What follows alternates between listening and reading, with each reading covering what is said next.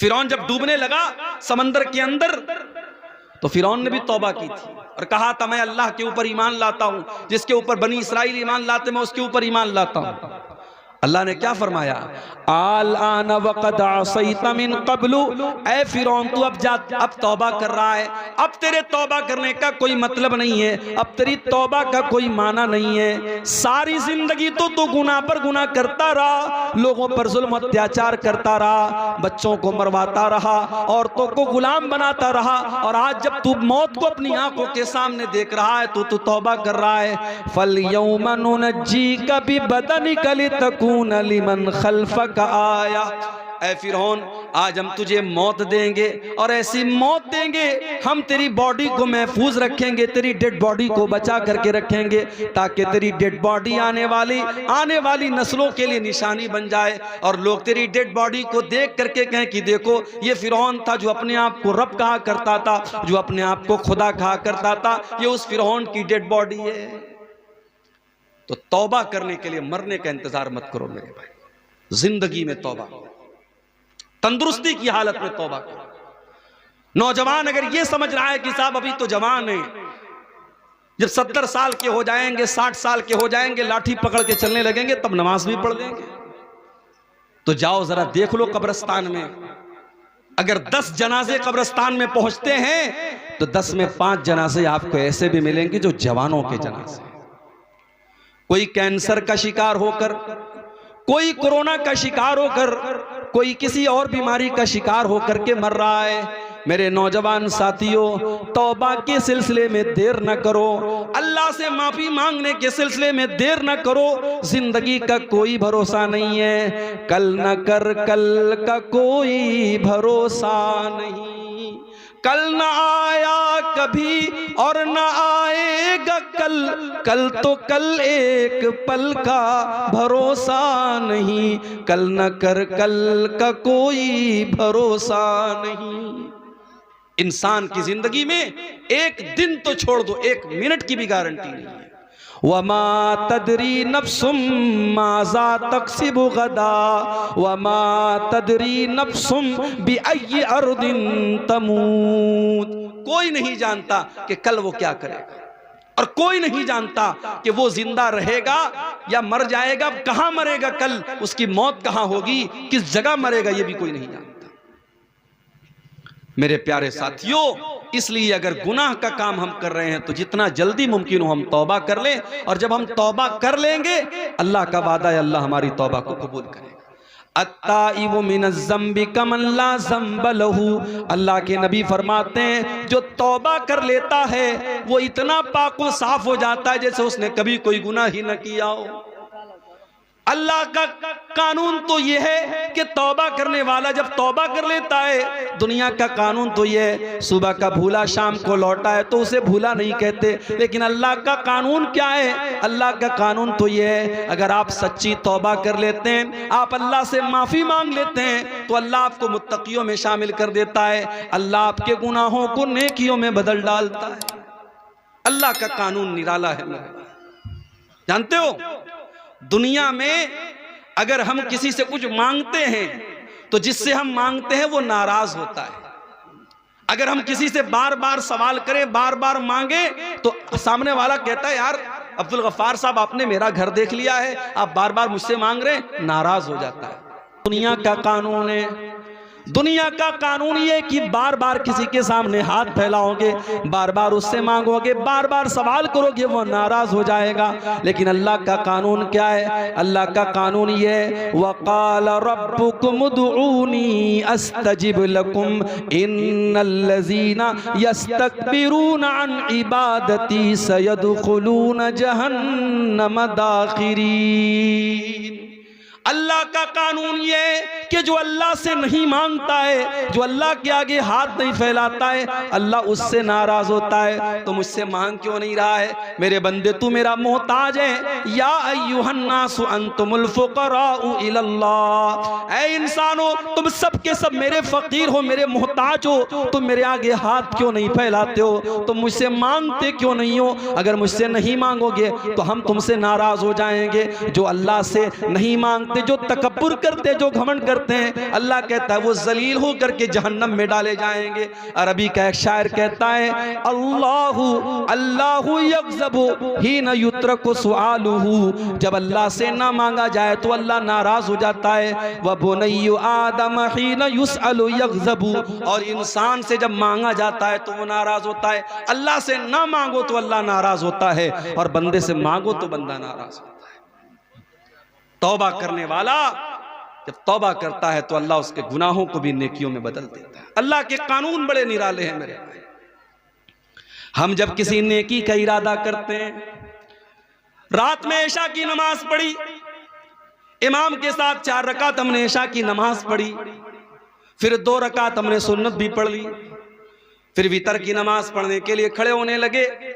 अचानक ज़हन में आया कि चलो आज तहज्जुद की नमाज पढ़ लेते हैं। घर आया, बिस्तर पे सोने लगा, अपने मोबाइल के ऊपर उसने अलार्म भी लगा दिया कि 3 बजे मेरी नींद खुल जाए। 3 बजे का अलार्म उसने लगा दिया, 3 बजे उठ करके मैं तहज्जुद पढ़ूंगा। उसने मोबाइल पर अलार्म भी लगा दिया, रात में सो गया। थका हारा आया था, बिस्तर पे लेटा तो गहरी नींद आ गई, और 3 बजे मोबाइल का अलार्म बजता चला गया। उसकी नींद नहीं खुली, यहां तक के फजर की अजान का टाइम हो गया। वो तहज्जुद के इरादे से सोया था, उसने तहज्जुद की नमाज नहीं पढ़ी थी, लेकिन चूंकि वो इरादा करके सोया था। अल्लाह के नबी फरमाते हैं कि जब बंदा किसी नेकी का इरादा करता है, अल्लाह फरमाता है उक्तुबू लहू हसनतन, मेरा बंदा नेकी का इरादा कर चुका था, इसलिए उसके नाम-ए-आमाल में एक नेकी लिख दो। एक नेकी सिर्फ इरादा करने पर मिलती है। अगर बंदा पक्का इरादा कर ले तो एक नेकी तो उसको इरादा करने पर मिल जाती है, और अगर बंदा वो नेकी कर ले तो अल्लाह के नबी फरमाते हैं कि अल्लाह फरमाता है उक्तुबू लहू अशरता हसनात, मेरे बंदे की 10 नेकियां लिख दो। एक नेकी का सवाब अल्लाह ताला 10 नेकी के बराबर देता है, और नेकी का सिर्फ इरादा कर लिया जाए तो एक नेकी का सवाब दे देता है। उसके अपोजिट चले आओ, बंदा किसी गुनाह का इरादा करता है, उसने शराब पीने का इरादा किया, उसने चोरी का इरादा किया, उसने ज़िना का इरादा किया, उसने किसी गलत काम करने का इरादा किया। अल्लाह फरिश्तों से कहता है उन्जुरू, फरिश्तों नजर रखो, फरिश्तों मेरे बंदे को वॉच करो। अगर मेरा बंदा ये गुनाह कर लेता है तो उसके नाम-ए-आमाल में एक गुनाह लिखना, 10 मत लिखना। हाय हाय, अय अल्लाह तेरे कानून भी निराले हैं। नेकी करने पर 10 नेकी का सवाब दिया जा रहा है, लेकिन गुनाह करने पर एक ही गुनाह लिखा जाएगा। अल्लाह फरमाता है मेरे फरिश्तों अभी रुक जाओ, जब तक मेरा बंदा ये गुनाह ना कर ले तब तक तुम उसके गुनाह को न लिखना। बंदा अगर गुनाह कर लेता है, अल्लाह फरमाता है मेरे बंदे का एक गुनाह लिख दिया जाए। और अगर बंदा गुनाह नहीं करता है, उसने इरादा किया था, फिर उसके दिल में ख्याल आया कि नहीं नहीं शराब पीना हराम है, जिना करना बहुत बड़े गुनाह का काम है, ये गलत काम है, मैं ये गलत काम नहीं करूंगा। जब वो गुनाह का इरादा करने के बाद जब अपने इरादे से पलट जाता है, जब वो गुनाह का काम नहीं करता है, तो अल्लाह फरिश्तों से कहता है उक्तुबू लहू हसनतन, मेरे बंदे के नाम-ए-आमाल में एक नेकी लिख दो। आय अल्लाह, उसने तो गुनाह का इरादा किया था, उसने तो गलत काम करने का इरादा किया था, और जब अपने इरादे से वो बाज आ गया और उसने वो गुनाह का काम नहीं किया, तो अल्लाह फरमाता है अब उसके नाम-ए-आमाल में एक नेकी लिख दो। फ़इन्नमा तरकहा मिन जर्राया, बंदे ने मेरे डर से उस गुनाह को नहीं किया है, बंदे के दिल में मेरा डर था, मेरा खौफ था, इसलिए उसने इस गुनाह को नहीं किया है, इसलिए उसके नाम-ए-आमाल में एक नेकी लिख दी जाए। ये अल्लाह का कानून है मेरे भाई। उस अल्लाह की रहमत से हम कभी मायूस ना हो मेरे भाई। इसीलिए कुरान में बार बार अल्लाह फरमाता है ला तक़नतू मिर रहमतिल्लाह, अल्लाह की रहमत से कभी मायूस न होना। हदीस कुदसी के अल्फाज हैं, अल्लाह के नबी फरमाते कि अल्लाह ताला कहता है यब्ना आदम लौ बलगत ज़ुनूबुका अनान समाई वल अर्ज़ी, ऐ आदम के बेटे अगर तेरे गुनाह इतने ज्यादा हो जाएं, आसमान के किनारों तक चले जाएं और जमीन भर के तू गुनाह करके आए, सुम्मा लक़ीतनी ला तुशरिकु बी शैया, फिर तू तौबा कर ले और अल्लाह के पास तौहीद के साथ जाए, इस हाल में जाए कि तू अल्लाह के साथ शिर्क नहीं करता था। अल्लाह फरमाता है अतैतुका बिक़ुराबिहा मग़फ़िरतन, तू जमीन भर के गुनाह लेके आया था, मैं जमीन भर के बख्शिश तुझे दे दूंगा, मैं जमीन भर के मग़फ़िरत तुझे दे दूंगा। तो अल्लाह की रहमत, अल्लाह से डरना भी है हमको और अल्लाह की रहमत की उम्मीद भी लगाना है। हमें निराश नहीं होना है, हमें नाउम्मीद नहीं होना है, हमें मायूस नहीं होना है। अब आइए हम जरा देखें कि वो कौन से गुनाह हैं जिनको शरीयत में बड़े बड़े गुनाह कहा गया है।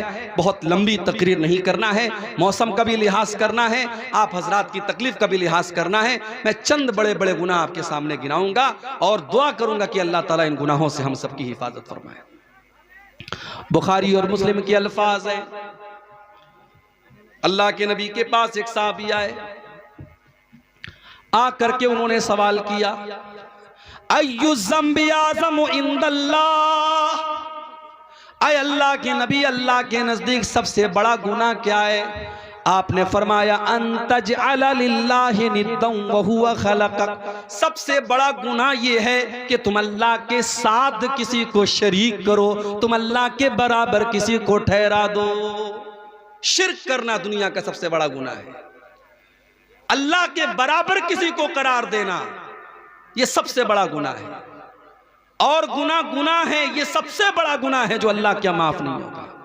अगर कोई इंसान शिर्क करके दुनिया से जाएगा, अगर बगैर तौबा की अल्लाह क्या जाएगा, उसकी बख्शिश नहीं हो सकती। इन्नल्लाह ला यग़फ़िरु अन युशरक बिही व यग़फ़िरु मा दून ज़ालिका लिमन यशा, अल्लाह ताला शिर्क को माफ नहीं करेगा। शिर्क से छोटे जो गुनाह हैं अल्लाह उनको माफ कर देगा, मगर शिर्क को अल्लाह ताला माफ नहीं करेगा।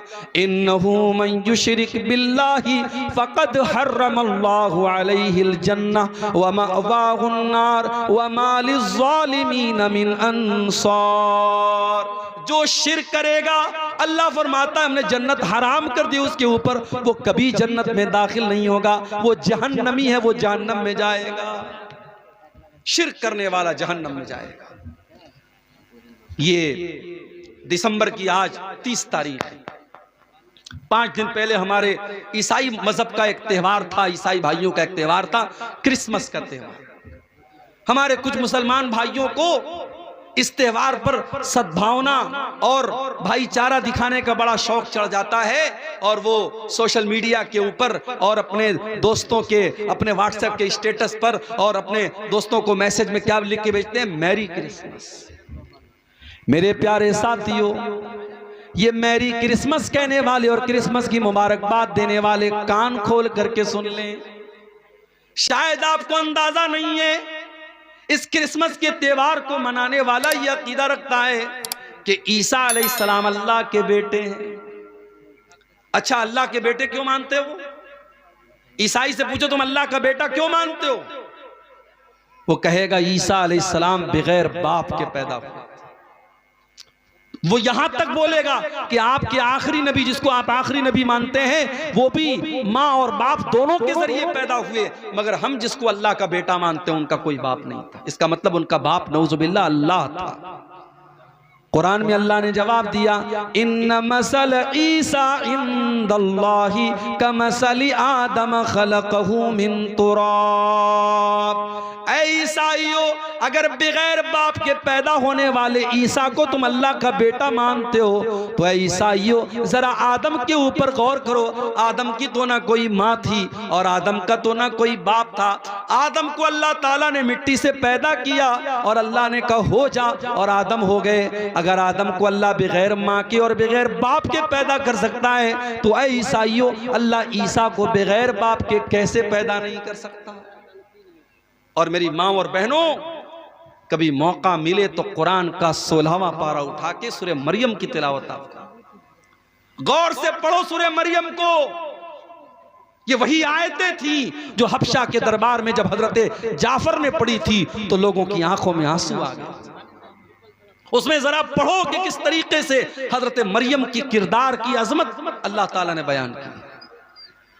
इज़ अरसलना इलैहा रूहना फतमत्तल लहा बशरन सविया। याद करो जब मैंने अपने फरिश्ते को मरियम के पास भेजा, हजरत मरियम ने कहा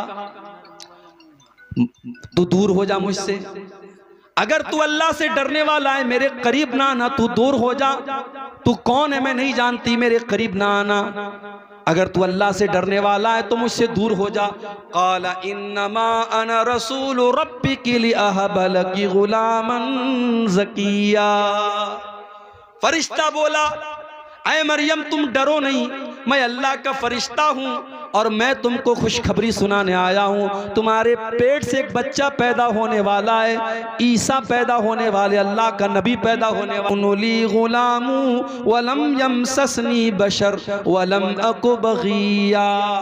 हजरत मरियम ने कहा मुझे बेटा कैसे पैदा होगा, मेरा तो निकाह भी नहीं हुआ है और आज तक मुझे किसी इंसान ने टच नहीं किया है और मैं कोई बच्चलन औरत भी नहीं हूँ, मुझे बेटा कहाँ से पैदा होगा, तुम कैसी बात कर रहे हो।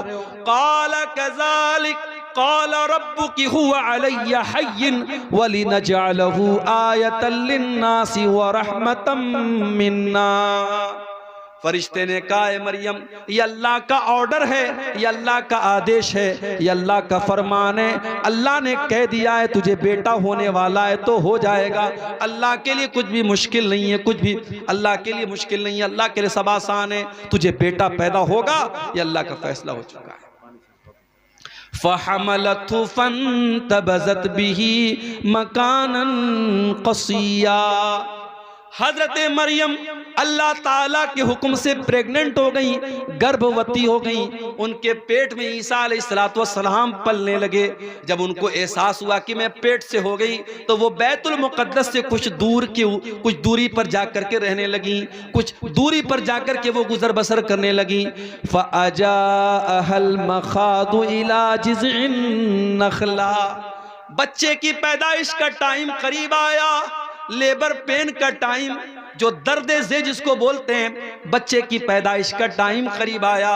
हजरत मरियम एक खजूर के पेड़ के पास जाकर के सहारा लेती हैं और सोचने लगती हैं कल ये बच्चा पैदा होगा, लोग मेरे कैरेक्टर पर सवाल उठाएंगे, लोग मेरे किरदार पर सवाल उठाएंगे।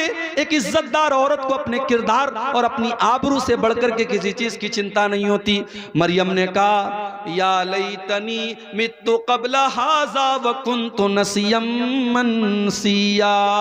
ऐ काश मैं मर गई होती, ऐ काश मुझे कोई जानने वाला न होता, मैं भूली बसरी हो गई होती, मुझे कोई याद करने वाला न होता। फनादाहा मिन तहतिहा अल्ला तहज़नी क़द जअल रब्बुकी तहतकी सरिया।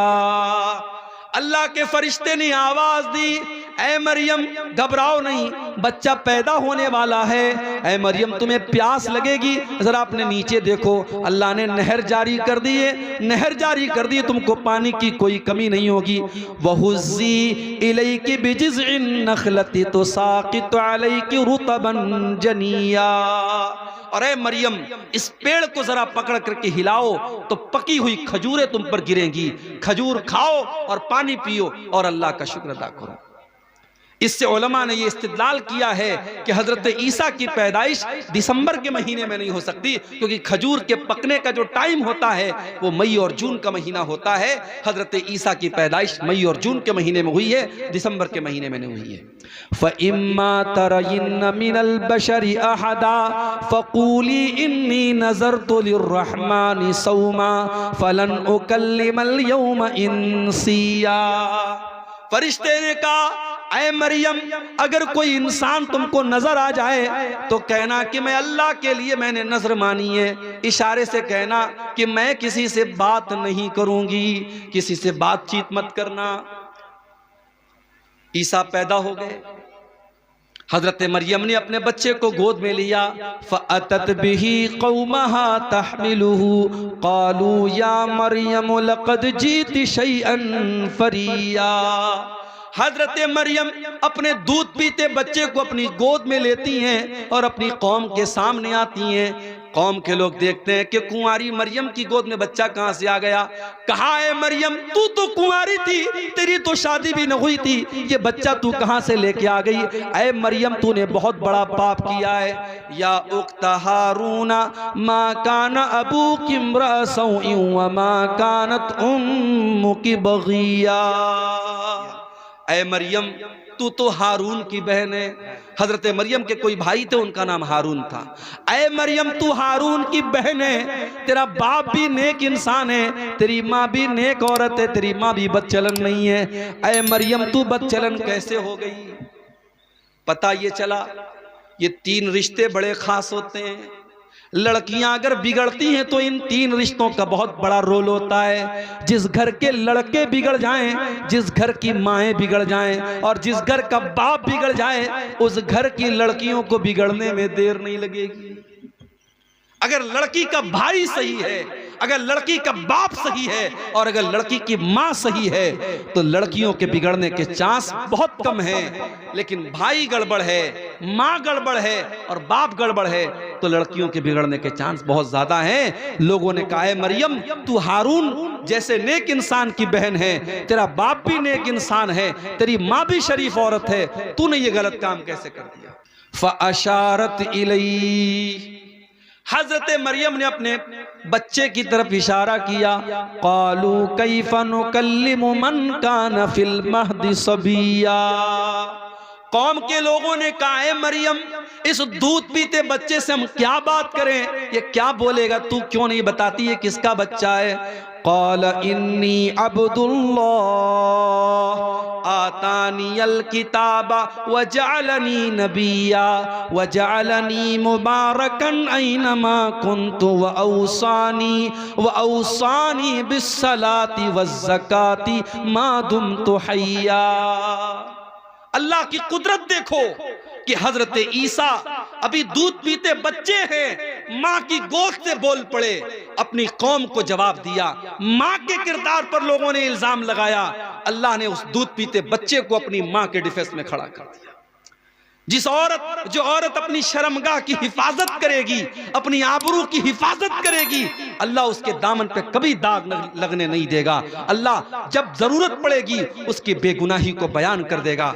मरियम की बेगुनाही को बयान करने के लिए अल्लाह ने दूध पीते बच्चे को अपनी माँ की गोद में, हजरत मरियम को अल्लाह ताला ने, हजरत ईसा को अल्लाह ताला ने जुबान दे दी और वो बच्चा अपनी माँ की गोद से क्या बोला, पहला जुमला क्या बोला, इन्नी अब्दुल्लाह, मैं अल्लाह का बंदा हूं। ईसा ने यह नहीं कहा I am son of God, उन्होंने कहा आई एम स्लेव ऑफ अल्लाह, मैं अल्लाह का बंदा हूं। कितने बड़े अफसोस की बात है। ईसाई कहते हम ईसा को मानते हैं, उनके चर्च के बाहर ईसा मसीह का फोटो लगा है, उनके चर्च के बाहर ईसा अलैहिस्सलाम के अक़वाल लिखे होते हैं, मगर ईसाई कौम दुनिया की वो कौम है मेरे भाई जिस नबी से इतनी मोहब्बत का दावा करती है। उस नबी ने पैदा होने के बाद सबसे पहला सेंटेंस जो उनके मुंह से निकला है, जो सबसे पहला शब्द उनके मुंह से निकला है, उन्होंने कहा मैं अल्लाह का बंदा हूं। और ईसाई कहते नहीं, बंदा नहीं थे, ईसा तो अल्लाह के बेटे थे, वो अल्लाह का बेटा मानते ईसा अलैहिस्सलाम। और अभी हमारे पड़ोसी मुल्क के एक ईसाई पादरी का मैंने बयान सुना, उसने कहा हम किसी नबी का मीलाद नहीं मनाते हैं, मुसलमान इस गलतफहमी में ना रहे, हम ईसा को एज अ प्रॉफिट नहीं मानते हैं, हम क्रिसमस पर अल्लाह के बेटे का जन्मदिन मनाते हैं, अल्लाह के बेटे का जन्मदिन मनाते हैं, हम Isa Masih as a profit, एक नबी की हैसियत से हम उनका मीलाद नहीं मनाते। ईसा अलैहिस्सलाम पैदा होने के बाद कह रहे हैं मैं अल्लाह का बंदा हूं, अल्लाह ने मुझको नबी बनाया है, अल्लाह ने मुझको बरकत वाला बनाया है, मैं जहां भी रहूंगा बरकत रहेगी। और अल्लाह ने मुझको नमाज का हुक्म दिया है, मुझको ज़कात का हुक्म दिया है। जब तक मैं जिंदा रहूंगा मैं नमाज पढ़ता रहूंगा, मैं ज़कात देता रहूंगा। व बर्रम बिवालिदती, और अल्लाह ने मुझे अपनी माँ के साथ अच्छा सलूक करने का हुक्म दिया है। वलम यजअलनी जब्बारन शकिया, अल्लाह ने मुझे बदबख्त नहीं बनाया, अल्लाह ने मुझे सरकश नहीं बनाया, मैं अल्लाह का नेक बंदा हूँ, अल्लाह ने मुझे नबी बनाया है। ये ईसा इब्ने मरियम का वाकया है, कुरान के 16वें पारे के अंदर मौजूद है। लेकिन आज ईसाई मजहब के मानने वाले जब क्रिसमस का त्यौहार मनाते हैं वो दुनिया को ये बताते हैं कि हम अल्लाह का बेटा, अल्लाह के बेटे की हम पैदाइश की खुशी मनाते हैं। और हमारा मुसलमान नौजवान और कॉलेज में पढ़ने वाली हमारी मुसलमान लड़कियां वो अपनी सहेलियों को और अपने दोस्तों को फेसबुक के ऊपर और सोशल मीडिया पर मैरी क्रिसमस लिख के भेजती हैं, मैरी क्रिसमस लिख के भेजती हैं, क्रिसमस की मुबारकबाद देती हैं। अरे मुसलमान, तू कितना बेगैरत हो चुका है, तू कितना बेगैरत हो चुका है। जिस त्योहार पर तेरे अल्लाह को गाली दी जा रही है, इससे बढ़ के अल्लाह के लिए कोई गाली नहीं हो सकती मेरे भाई। अगर अल्लाह का बेटा किसी को करार दिया जा रहा है, ये अल्लाह को गाली दी जा रही है। और अल्लाह ताला खुद कहता है, जब आदम का बेटा कहता है कि मैंने किसी को अपना बेटा बना लिया, तो आदम का बेटा मुझे तकलीफ पहुंचाता है, इंसान मुझे तकलीफ पहुंचाता है। अल्लाह का सब्र देखो, अल्लाह का बर्दाश्त देखो। अल्लाह को गाली दी जाती है, फिर भी अल्लाह उनको खिलाता है, पिलाता है, रोजी देता है। मुसलमानों, तुम्हारे रब को गाली दी जाए, तुम्हारे रब को बुरा भला कहा जाए, और तुम क्रिसमस के त्योहार पर मुबारकबाद दे रहे हो। अभी कलकत्ता में मैं था, परसों कलकत्ता में जब मैं दाखिल हुआ, एयरपोर्ट से निकला, मैं बाहर देखा बड़े बड़े पंडाल लगे हुए हैं, बड़े बड़े पंडाल लगे हुए हैं। और वहां के इलाके के मुसलमान लीडरों के बड़े बड़े फोटो बैनर पे लगे हैं, और क्रिसमस की मुबारकबाद दी जा रही है, और क्रिसमस के बड़े बड़े फंक्शन हो रहे हैं, और मुसलमान उन प्रोग्रामों को अरेंज कर रहा है। मैं बड़े साफ अल्फाज में, कलकत्ता में मेरी तकरीर थी, मैंने कह दिया हमें नहीं करनी ऐसी पॉलिटिक्स, हमें नहीं चाहिए ऐसे नेता, हमें नहीं चाहिए ऐसे लीडर जो पॉलिटिक्स के लिए इस्लाम का सौदा कर दें, ईमान का सौदा कर दें, तौहीद से कॉम्प्रोमाइज कर लें। हमें नहीं आना ऐसी पॉलिटिक्स में। अगर पॉलिटिक्स में आना है तो आओ, मगर अपने ईमान और अपनी तौहीद को बचा के रखो मेरे भाई। ईमान एक ऐसी दौलत है, इसकी कीमत पर दुनिया की कोई दौलत हम नहीं ले सकते, इसको कुर्बान करके दुनिया की कोई दौलत। अल्लाह को गाली दी जा रही है, अल्लाह नाराज होता है जब किसी को कहा जाता है अल्लाह का बेटा है। जानते हो अल्लाह कितना नाराज होता है? वक़ालु इत्तख़ज़र रहमान वलदा, ये कहते हैं कि रहमान ने बेटा बना लिया है। लक़द जीतुम शैअन इद्दा, अल्लाह का बेटा करार देने वालों, तुम बहुत गंदी बात अपने मुंह से निकाल रहे हो। तकादुस समावातु यतफ़त्तरन मिन्हु व तंशक़्क़ुल अर्दु व तख़िर्रुल जिबालु हद्दा, इतनी खतरनाक बात तुम अपने मुंह से निकाल रहे हो कि जमीन फट जाए, आसमान फट जाए और पहाड़ गिर जाए तो उतनी बड़ी बात नहीं है जितनी बड़ी बात यह है अंदअउ लिर्रहमानी वलदा, अल्लाह का बेटा किसी को करार देना ये बड़ी खराब बात है, बहुत बुरी बात है। तो शिर्क सबसे बड़ा गुनाह है मेरे भाई। हमें अपने आप को और अपने बच्चों को भी शिर्क से बचाना है। मेरी माएं बहनें जो बैठी हैं वो भी सुन लें, बच्चों का अकीदा बचाना आपकी जिम्मेदारी है। बच्चे को नजर लग गई, आप टीका लगाती है, टीका क्यों लगाती हैं आप? पूछिए, आप जामिअतुल इमाम बुखारी आपके करीब में है, पूछिए वहां के शेखुल हदीस आए हैं, वहां के उलमा और वहां के टीचर्स आए हैं, उनसे पूछिए आप कि ये बच्चों को नजर का जो टीका लगाया जाता है जायज है? ये जायज नहीं है। बच्चा बीमार हो गया, किसी ने आपसे कहा धागा पहना, तो धागा पहना दिया आपने, तावीज पहना दिया आपने, ये भी शिर्क है मेरी माओ बहन, ये भी शिर्क है। और अल्लाह के नबी की हदीस है, मन अल्लक़ तमीमतन फ़क़द अशरक, जिसने तावीज़ पहना, जिसने तावीज़ लटकाया उसने शिर्क किया। अगर अपने बच्चों को आप तावीज़ पहना रहे हैं, पढ़ते रहो, रफुल यदैन करके नमाज पढ़ते रहो, सीने पर हाथ बांधते रहो और आमीन जोर से बोलते रहो, मगर तुम अहले हदीस नहीं हो सकते, तुम सलफी नहीं हो सकते जब तक तुम्हारा अकीदा दुरुस्त नहीं है, तुम्हारी तौहीद सही नहीं। अपनी तौहीद की हिफाजत करो मेरे भाई, अपने बच्चों की तौहीद की हिफाजत करो। इब्राहीम अलैहिस्सलाम जैसा पैगंबर दुआ करता है, वजुनुबनी व बनिया अन नअबुदल असनाम, आए अल्लाह तो मुझे भी बुत परस्ती से बचाना और मेरी औलाद को भी तो शिर्क से बचाना। मेरी औलाद कहीं बुत परस्ती में न पड़ जाए, मेरी औलाद कहीं शिर्क में न पड़ जाए। अगर इब्राहिम जैसे पैगंबर को अपनी औलाद की चिंता है तो आपको भी चिंता होनी चाहिए, आपको भी फिक्र होनी चाहिए अपनी औलाद।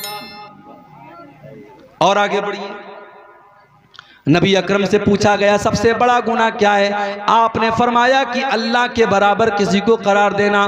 पूछा गया अय अल्लाह के नबी उसके बाद सबसे बड़ा गुनाह क्या है? आपने फरमाया अन तक़्तुल वलदक खशियत अन यतअम माक, अपनी औलाद को कत्ल कर दो इस डर से कि वो तुम्हारे साथ खाएगी। आजकल नारा लगता हम दो हमारे दो, तीसरा आ जाएगा तो खिलाएंगे कहां से? तू खिलाता है क्या? तेरी औकात है? तेरी औकात है तू खिलाएगा? नहीं। अगर ये समझते हो कि तुम अपने बच्चों को खिला रहे हो, इस गलत फहमी को दूर कर लो मेरे भाई।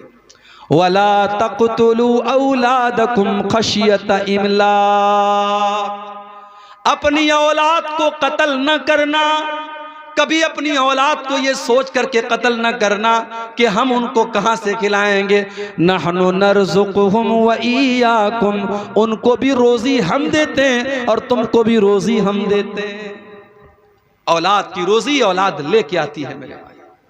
कभी गौर करना, शादी के पहले आप कितना कमाते थे और शादी के बाद फिर आप कितना कमाने लगे।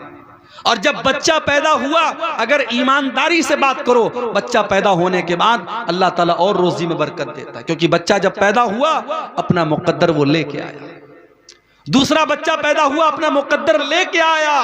बच्चे अपनी रोजी अपना मुकद्दर लेके आते हैं।